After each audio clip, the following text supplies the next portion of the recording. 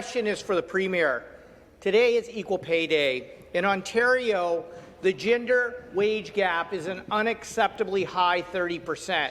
So what that means is, on average, women in this province have been working for free up until today because, on average, they earn less than 30% of the average man.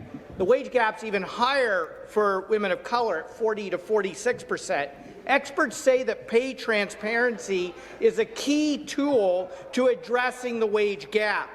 But one of the first things the government did on taking office was to say no to the Pay Transparency Act. So, Speaker, I want to give the government an opportunity, and I think women deserve a clear yes or no answer. Will the Premier say yes to closing the gender wage gap by immediately restoring the Pay Transparency Act? To reply, Government House Leader.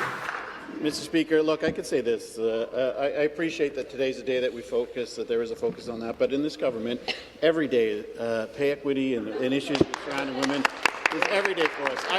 I have the actual honour of sitting in a cabinet and a caucus full of strong women who every single day, whether it's at the cabinet table, at the caucus table, advocate on behalf of women, Mr. Speaker, and frankly in a legislature surrounded by strong women who do the exact same thing, Mr. Speaker. We all want the same thing, I believe. I think we would all agree that if you do work, you should be paid the same amount as somebody else doing the exact same job. I can't imagine anybody would disagree with that. I'm a father of 2 girls, Mr. Speaker, and I can tell you this, I won't be leaving this place, I won't be leaving advocacy for them until it is the same for everybody, Mr. Speaker. So the member opposite has my word that we will continue as a government to do everything that we possibly can to set aside the failures of the last 15 years where the Liberals did literally nothing on this, Mr. Speaker.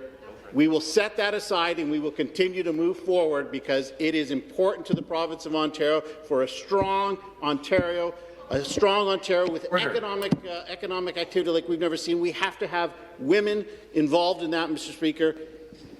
And yes, we will continue to work to ensure that women who get paid the same as any man who does the job. And quite frankly, Mr. Speaker, I can say in this caucus, women do the job a lot better than some of us men, and they deserve that recognition. Thank you. The supplementary question. So, Speaker, I don't know if I got the clarity I was looking for. I did hear the House Leader say yes, so I'm hoping that is yes to bringing back the Pay Transparency Act.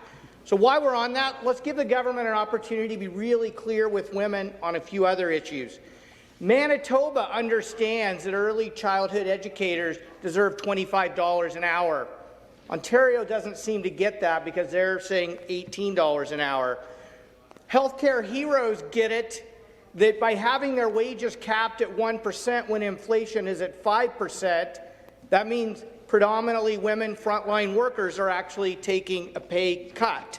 So why the government is in the mood of saying yes or no, I'd like Speaker to ask another yes or no question.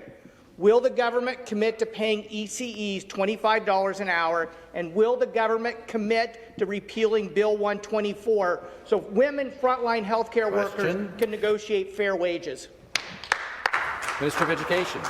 Thank you, Speaker. What we can commit to doing is increasing wages by $1 each year to $25 over the course of this mandate. We are hiring 14,700 more ECEs to support families. And what we're also doing to support women, which was left out of the question, is the fact that this progressive Conservative government is delivering affordable childcare, $10 daycare by year 2025, a 25% immediate reduction. It's retroactive to April, rising to 50% on average by Christmas of this year. That's going to make a big difference for women economic participation in the economy. It's going to support affordability, increase access. These are things all governments, politicians for a generation have spoken about. Our government is getting it done.